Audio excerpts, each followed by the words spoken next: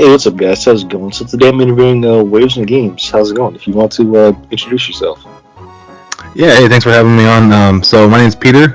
Go by the channel's name is Waves and Games. Um, my channel is based in retro gaming, and the idea behind the channel was to talk about sounds in music and games, but I've kind of gone all over the place. So it's kind of just whatever I'm feeling right now is where we're at currently. I completely understand that. All right, let's just start off with a simple question. What games have you picked up slash played recently? I just got done playing some Mario Kart 8 Deluxe, like literally 10 seconds before we started this call. Lately I've been picking up original Xbox games. So I've been playing Crimson Skies, and what else did I pick up recently? It was like a stack. A lot of them were sports games. So I got like the Top Spin, NCAA, Double Pack. I did pick up the Sega GT Jet Set Radio Future Double Pack as well for the Xbox. That was a cool find because I haven't seen one of those in a while. Yeah, Jet Set Radio and Sega GT, those are both semi-cool names. Yeah, the cool one, I really picked it up for Jet Set Radio because it's honestly just for the music, especially the Birthday Cake song. Oh yeah. If you play the game, you know the Birthday Cake song. Yeah, I absolutely love Jet Set Radio. All right, what do you currently think of the retro gaming market? Do you think it's going to a good place or a bad place? What are your thoughts? Oh, retro gaming market in general. Excuse me, I got kind of a cold, so I'm coughing or not. It's cool to see the retro games getting a spotlight again. I think that's cool. What I don't like is, I picked up just 2 years ago, like Snowboard Kids 2 on Nintendo 64. I paid $10 for it, and it's like a $60 game now. And it's an Atlas game, so a lot of Atlas games prices go up. But some of these games are lesser known that didn't have a spotlight before. Suddenly, people are looking for them, and it's harder to find. So I'm kind of on the fence with where it's at right now. I know that you can still find good deals. There's still good deals out there. You just got to really put your head down and like dedicate yourself to it. I mean, I would say the price is going up. I mean, it's bad, but I could semi deal with that. The thing that I don't really like is the grading market. That I'm not a fan of. Yeah, like just getting a bunch of games graded. You just putting it in a plastic shell. You're not gonna be able to physically play it again. And I know it's not about the playing; it's more about the value. But still, I feel like this should just be more about the hobby and the nostalgia rather than the value of games. I mean, granted, money has a role to play in this hobby, no doubt. But just putting games on the shelf just because it has value, that it doesn't make sense. Now, second care something because it has value, sure. Like recently, I found out I just had the Grand Theft Auto collection for the PS1. That's an $80 collection. So I'm taking care of it, but I'm not gonna put it in the shell and just not play it for the rest of my life. You know what I'm saying? Oh yeah, no, totally. It's one of my favorite channels to watch is Discart. The stuff that he does with displays over there is always fantastic, but he's always showing you how to display your game and then play it still. Right. So like when you get into grading, like you said, it's just putting it in a plastic shell for the rest of eternity. And like my good friend Captain Algebra always says, games are meant to be played. We don't keep them sealed in this house. Right, and that's the thing. Like I semi get this shell thing. Like, oh, how did this game stay sealed for so many years? Like I get that. It's a weird oddity. But my only thing is, don't leave it sealed. Rip that shit open and play it. Yeah, exactly. I don't think I have any sealed games in this house right now, which is fine, because I want to play them all. Especially if I'm picking up a brand new game, I want to make sure it's like worth keeping. Exactly. I had one sealed game, but of course I ripped it open My dad found my old PSP games. He found my sister's old pink PSP, my PSP Go, and he had like an MLB or something. He had like a baseball game. It was still sealed. I was just like, oh, I should leave it sealed, but eventually I ripped that shit up and played it. You want to play it? Yeah. Even if it's just a baseball game. I love baseball games, man. They're a good time to sit down and just not think, especially play like arcade mode and you just swing the bat and throw the ball and just let the game do the rest of it. Alright, what would you say is your most favorite console / handheld? Probably my favorite to collect for, honestly, is like the Nintendo 64. I just really enjoy finding those games because I spent a lot of my younger years playing Nintendo 64. But if I was picking top console overall, like to play and collect for, and I would definitely go with the Super Nintendo. I just think, I don't know, man, because the 360 is really good too. I feel like I jump back and forth between the Super Nintendo and the 360. Those are some really good years of gaming. Those two eras. If I have to pick, I'm gonna go Super Nintendo. Yeah, for me, I can't pick between 5th and 6th generation. I just love those two generations a lot. I would say, me personally, I grew up playing the GameCube, the PS2, and the OG Xbox. I got experience with like all three of them, but I only remember playing the PS1 once as a kid and the N64 one. So like the first generation, I have very limited experience with. Yeah, see, I was how old was I when it came out? I was like 10, I think. Yeah, when the 5th generation hit, and so that was like every birthday party. We rented either a PlayStation or a 64 from Blockbuster, and we rented as many multiplayer games as we could, and just ate pizza and partied all night. It's usually a lot of Mortal Kombat, so there's a lot of just fighting all night long. Yeah, see, me personally, I was born in '97, so I got to experience like the very last end of that generation. But I grew up with the GameCube, PS2, and OG Xbox. Nice. OG Xbox is a really great console, especially if you're trying to collect right now. Oh yeah. It's super powerful. The same games that you can find, they're cross-platform. They're gonna run better on the OG Xbox, more than likely, better than the GameCube and the PS2. Their cost is gonna be lower. So I mean, not to make everybody go out and get some OG Xbox games, but go out and get some OG Xbox games, Yeah, I love the OG Xbox. It's become one of my favorite consoles. Like as an adult, like this console was just so underrated. Like it was a lot more edgier than I guess the GameCube and the PS2, because like the original Xbox had its own, I don't know, vibe to it. Right. I think the original Xbox is my favorite startup sound, with the original PlayStation being.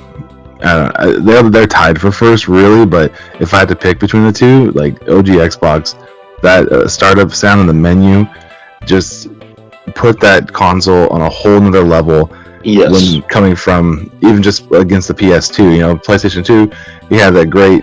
It's very like relaxing, almost just the room, and it's just done, and then like you get into the menu, and it's just hanging out, and there's like the wind sound, But the original Xbox, you let that thing go for 20 minutes, and all of a sudden you're getting, scrambled NASA vibes and shit. Yeah, you get the scrambled NASA stuff going on. Yeah, and see, I would say this is one thing I really love about the OG Xbox. It is just chock full of personality. I feel like as Microsoft went on and on, they started to lose that personality. Like as soon as the 360 hit, we had like the cool little colored dashboard. I love that one. Yeah. But then as the Xbox generation went on and on and on, the console started losing personality. Well, even like the very first generation of 360, you had the faceplates that you could change out. I worked at GameStop when the 360 came out, and it was a huge deal to have these faceplates. Like have the wood grain one, or the my favorite one was the one that looked like the green rings that were on the box for the 360. They had a faceplate for the arcade version that had that. That was my favorite one. I thought it looked really nice. But having that ability to swap out a faceplate was huge. And then they got down to the Slim and the Elite, and they're like, yeah, we're not doing that anymore. You know what's weird? I feel like those are going to be collectible and rare, like, down the line. Like those faceplates? Yeah, like, I can kind of see that. I could definitely see that. Especially, I mean, I know we just said, like, I hate things sealed, but if you have those faceplates sealed up still, I bet those, you probably have another 10 years or so, and those are going to be hot items. Yeah, unfortunately, I don't have them. I don't either. Alright, this is a semi, I guess, weird question, but what decade would you be rich in? Like, if you go back to any time and be rich, which would it be? The 80s, 90s, or 2000s? Oh. That's an interesting question. Because, like, 80s rich, that means that my stuff's gonna be all, like, black and gold with, like, neon teal and pink on it. Or in the 90s rich is, like, I'm gonna have maybe, like, a beach house style. I think, you know, the time that I started to think about money the most was the early 2000s. So I think I would go with that, just because that's where a lot of my thoughts about money came from. So I guess I would feel most comfortable being rich at that time. Plus, if you're rich at that time, then you have access to older stuff too, right? So you can have, like, everything from the past that you wanted. Yeah, most definitely. I mean, I would say I would like to be 80s rich just for the, like, experience. Mm-hmm. You know, just actually no, switch it. I would like to be 90s rich. Just to see the transition between, you know, regular 80s stuff. You know, you get your cassette tapes and this and that. So online stuff. You got the N64. You got. Like, I just want to see the transition between the 80s technology to the late 90s technology, because that would be cool to see. I think it'd be cool to be in the early 2000s and be like that guy who has the first, like, access to the internet in your area, and you're playing, like, Quake Online or, like, Unreal Tournament, or setting up, like, huge LAN parties or something like that. That would be a really cool thing to be able to do. Yeah. Alright, another question. What made you want to get into retro gaming? I mean, so the way I got back into retro gaming is I graduated from college in 2017, and I had the Christmas before, I had borrowed a Nintendo 64 from a friend and Mario Kart, and I threw a Christmas party, and I called it Kartmas. And then I wanted to do it again, but he had moved away, and so I was like, man, I graduated college, like, I'm gonna get myself a gift. I'm gonna get a Nintendo 64, and I'm gonna get Mario Kart. And that's where I started picking back up in my retro gaming. Also, around that same time, actually a few years before, but Do You Nerd and I, we met in 2014. Yeah, late 2014, early 2015. And then we became better friends. It was before any of us had YouTube channels, just being friends in general. And then one day they invited me over, and I was like, whoa, you have a lot of games. and that inspired me to look back and see, like, oh man, what games am I missing that I need to pick up? So it's a combination of the Mario Kart Christmas party, wanting to have that nostalgia and have like couch co-op type stuff in my house. And I guess I'm going to backtrack a little bit. I say that's when I started, but honestly, I picked up an NES in 2004 at a garage sale. I found it, and I actually got it for free. It's the one I have still, and it came with, Mario 1, 2, and 3, Tetris, 720, and Kings of the Beach, and I feel like there was a baseball game too. But I took that with me to my freshman year of college, and then so I've been retro gaming kind of nonstop. It hasn't ever really stopped. Nice. I would say for me, it all started when I found my dad's old copy of San Andreas. Oh, nice. It's weird. I was always about to play Grand Theft Auto 3 and Vice City, but never San Andreas. Like that was just too violent. But then a couple years ago, I found my dad's old copy in my mom's closet or whatever. I'm like, wow, I remember this game. Yeah. And that made me want to get into like an old slim PS2, and that's how it all started for me. Because when I felt that like nostalgia from playing San Andreas, it made me want to get the OG Xbox and everything else. I think that's one of the best things about the retro gaming aesthetic in general, or just like retro gaming overall, is like you just said, I want to go back and get an old PS2 Slim, and to me a PS2 Slim is still like it feels newish because it came out when I was in high school, and like I remember when the Slim came out and everyone was like, I'm getting rid of my fat, like I'm only gonna have the Slim now, and like so I remember when all that happened. And then when I say things like, oh yeah, when the Nintendo 64 came out, we had my 10th birthday party, and then like my friends like Tom over at Do You Nerd, he's like, oh yeah, I was graduating high school when that came out. That's what I love about retro gaming in general. It's just like the generational span. Yeah, it's still like a common language. Exactly, it just brings all the generations together. Yeah.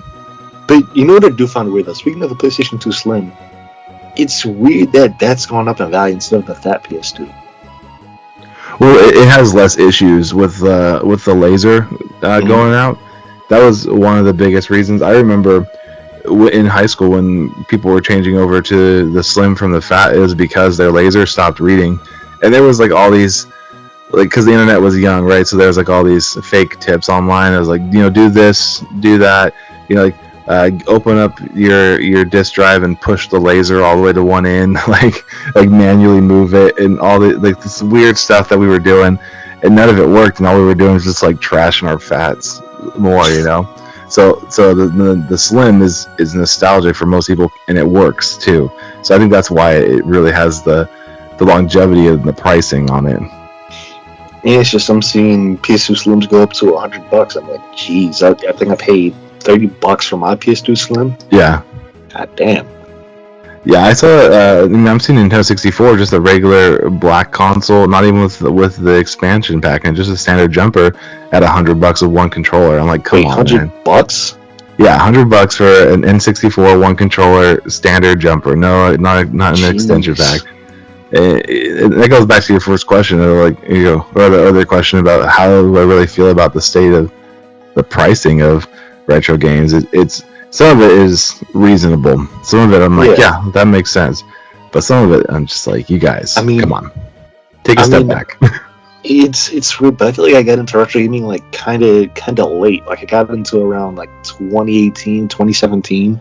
That was when the mini consoles were coming out, and at that point I still had a chance to grab some GameCube games, and I still have some. I have Mario Kart. I have a couple others. But it's weird, like I feel like I got into it, semi late. But now that I'm seeing the prices going up, I'm like, maybe did I get in late, or I don't know. No, yeah, I think the only time to get in late or too late to get into retro gaming is when your fingers don't work anymore. That's when it's too late to start collecting. If you can't play the games, then just stop picking them up. So I'm looking at you guys that are 95 out there listening. Alright, so you're a big fan of Tony Hawk, and I would say I'm a huge fan of that series too. Now, before we get into the main question, have you played the game Tony Hawk's Pro Skater 2X for the OG Xbox? Oh heck yeah, I have. That's definitely my favorite version of Tony Hawk 2, excluding the extra 2 levels at the end. The subway and the rooftops, like those levels are clearly not done. Yeah, no. And they still shipped it. Alright, I will. You know what's weird? I looked at Pro Skater 1 and 2 for the Dreamcast. The graphics look amazing. Like I played the PS1 versions, but seeing it on the Dreamcast, it's weird. It's like different graphically. If you get what I mean, like. Yeah, it's somewhere between PS1 and then like Tony Hawk 2X. Like, yeah. 2X has this interesting fluidity to the animations. Like there's some like motion blur they put in there. So if you like look at your character too closely, you'll notice there's like some ghosting happening almost. But there's somewhere between that and the original is where Dreamcast lies. Yeah. Well, I guess onto the question. What's your what do you think is the most underrated Tony Hawk game? American Wasteland, probably. Really? Yeah, I would say it's the most underrated because here's how it goes. If Tony Hawk 1 is our baseline, right? Mm-hmm. Then so say 1 is at a 0 on our timeline. 2 is like at a 10, like it just jumped up so high. And then to me personally, 3 is like an 8. And then 4 we drop down a little more like a 6. And then Underground we jump right back up to a 10. Underground 2 is like a -5. That game is horrible. It's not horrible. It's just in the lineup. It's the second worst next to Tony Hawk Pro Skater 5. But because Underground 2 was basically Jackass the game featuring Tony Hawk, I feel like a lot of people kind of left the franchise. They're like, yeah, no, I'm not going to get back into that. And then American Wasteland came out, and to me, I thought it had the smoothest online play. Like it was, even though like there's Thug Pro 2, which is the fan run server that's going currently.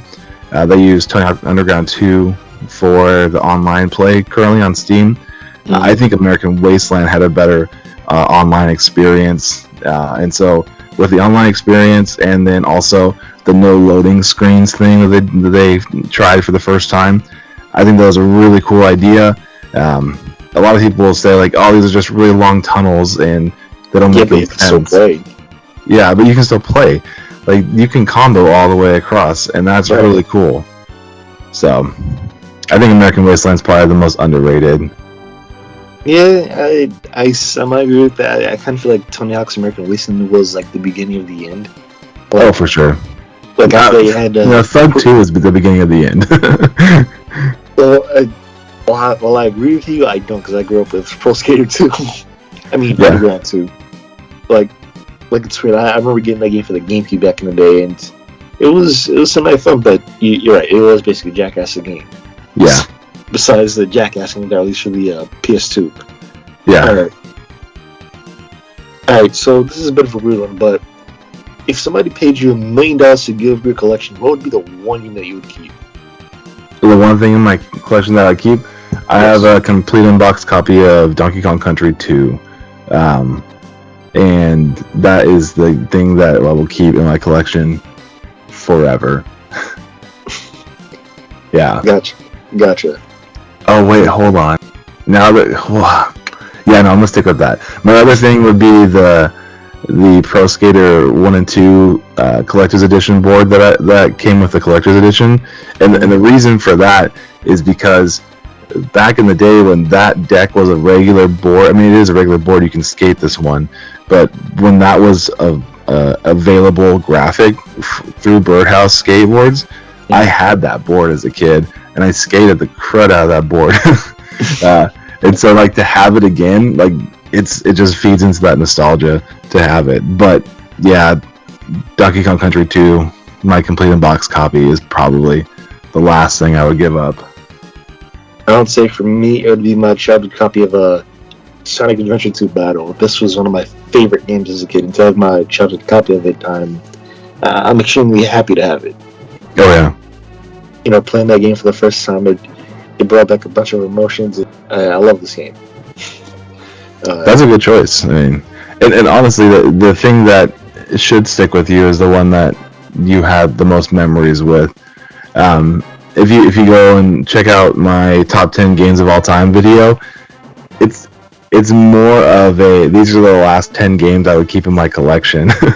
And then less than like, a lot of people when they make the top 10 games of all time, they're like looking at overall gameplay specs and graphics or whatever, like what impact it had on the gaming industry. But when I picked mine, I was like, okay, what 10 games would I keep no matter what?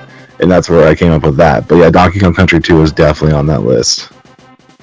Yeah, most definitely. Now, me personally, I couldn't imagine doing that video. I I can't pick out a top 10 for me at least. Like I just find it like a really daunting task. It's hard. Like, I definitely have a top 30, and then you roll it down, right? But you just gotta think, like, if I'm getting rid of everything else, what 10 am I gonna keep? That's probably the easiest way to do it. Alright, so okay, what would be your most, I guess, ideal Tony Hawk game? Like if you could sit down with Activision and make a new game, what would it be? What would it be about?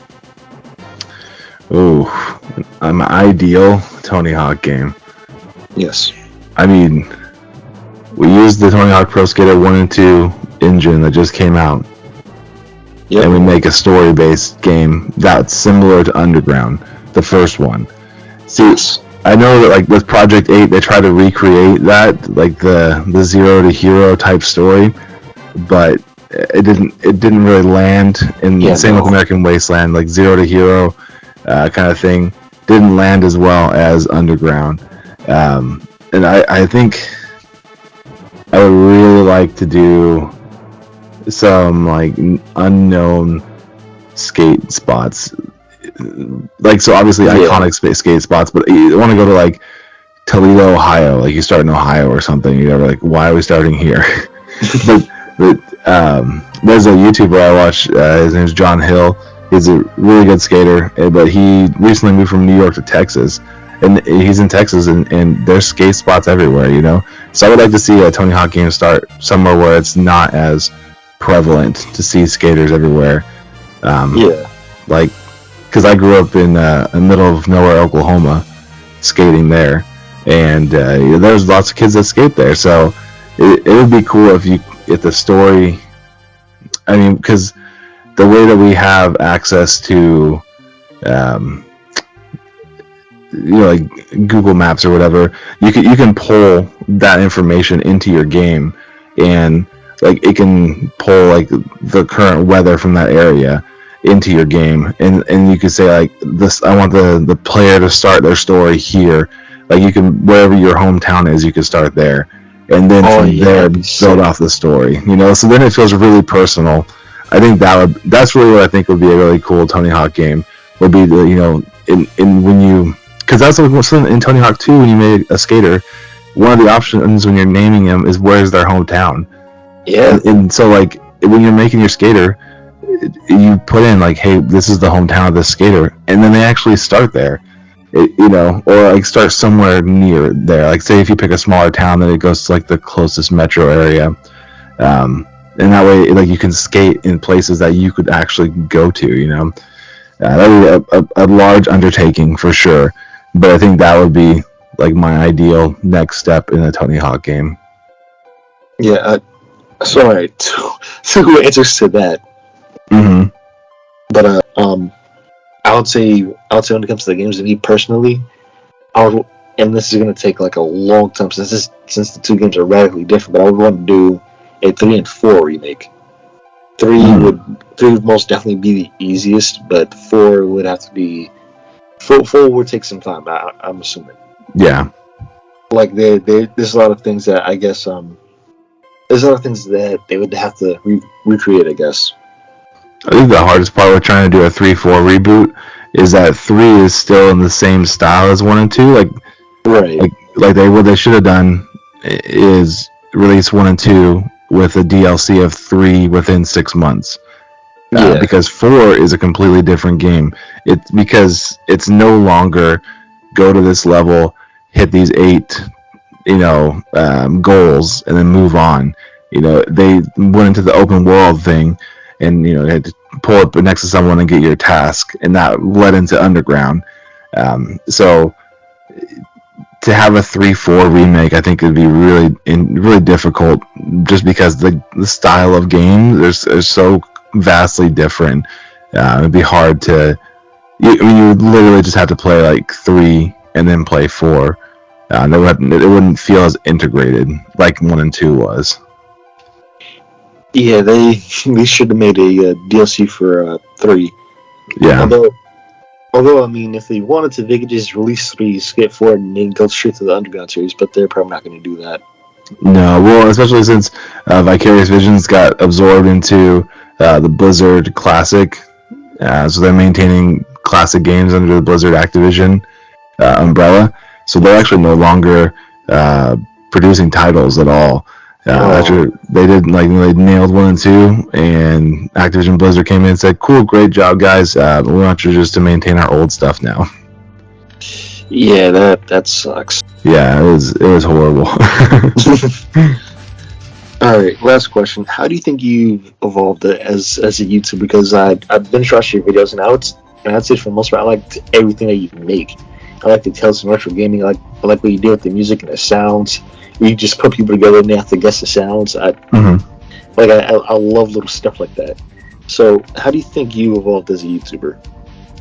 Me personally, obviously the first couple videos that I put out, I wasn't even doing any of the voicing myself. I was just an editor, essentially. I was taking other people's stories and I was creating animations over the top, very, one frame animations for each of the story points. And so I've gone from being completely off camera to even my voice not even being there to trying to be more approachable. And so, like, I've seen myself go from I'm like trying to be over the top, like. I'm trying not to be that guy anymore. Like my last video that I put out, it's been like a month. It's been a long time, but it was intended to be more conversational and more like, hey, we're just hanging out, having a chat, and I feel like that's more of who I am, anyways.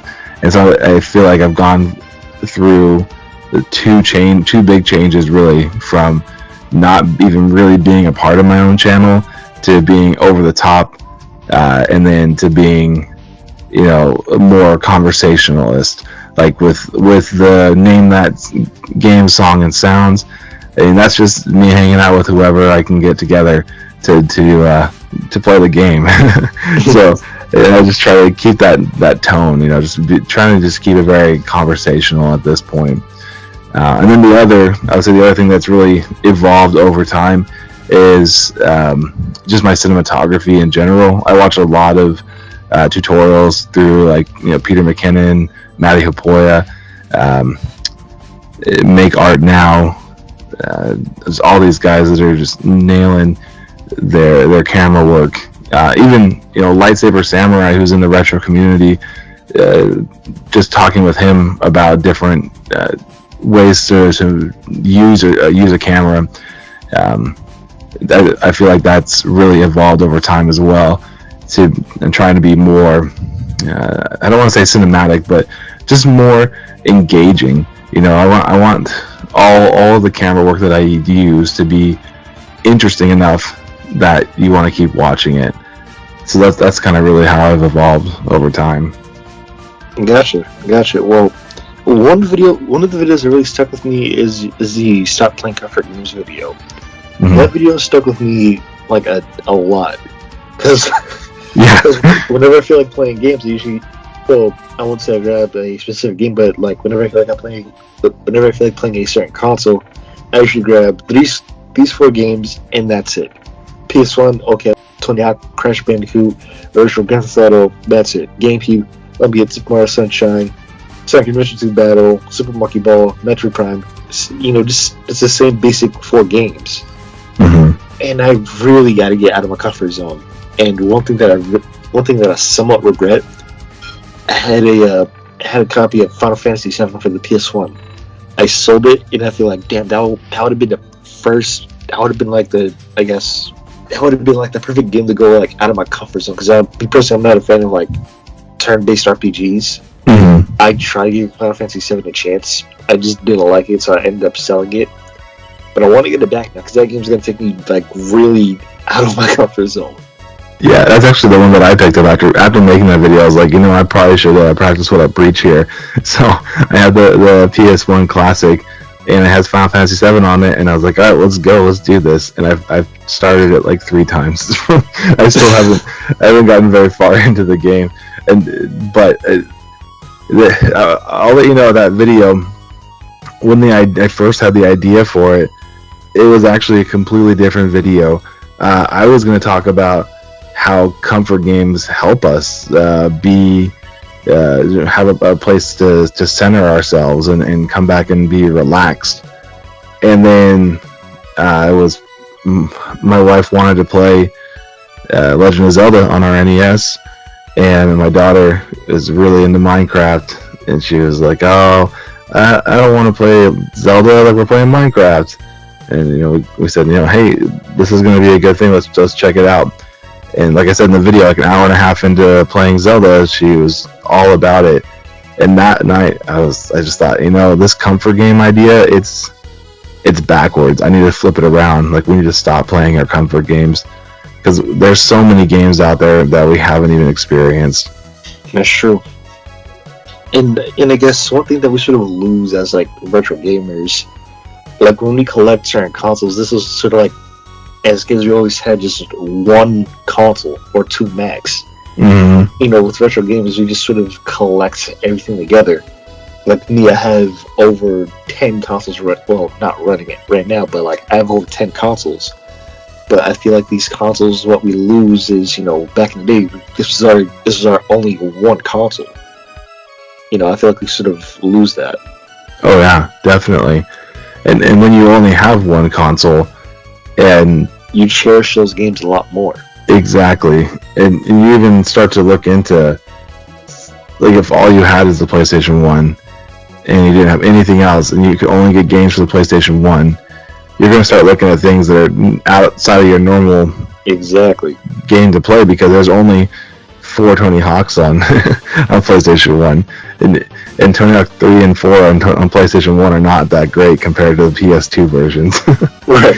Yeah, so you're going to start looking into things, and you're like, okay, well, I'm going to branch off of skateboarding. I see this game called Cyberdeck.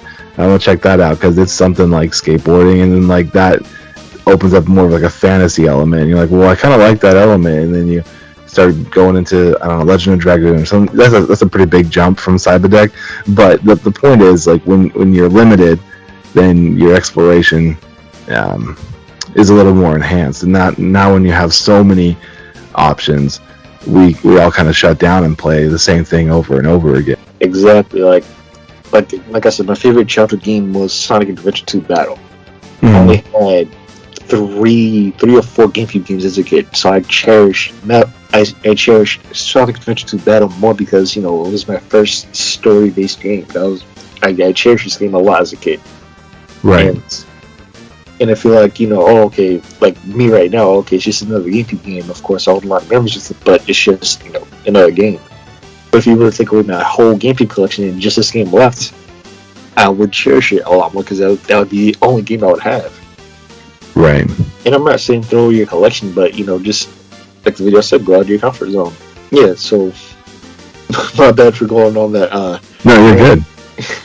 Like, yeah, I think you all get the point. Just go out of your comfort zone, like the video says.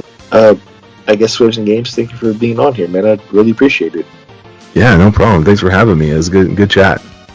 Yeah. What videos will you be making in the future?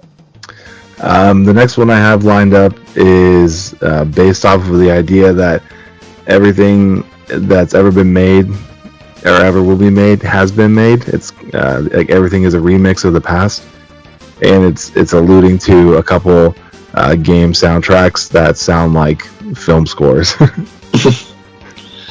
Alright, man, I'm looking forward to it. But ladies and gentlemen, if you want to, like and subscribe, and tell me down below, what did you think of this interview? Did you like it? Did you hate it? Tell me down in the comments. I'll see you guys later.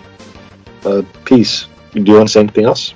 No, see you guys. Catch you on the next wave.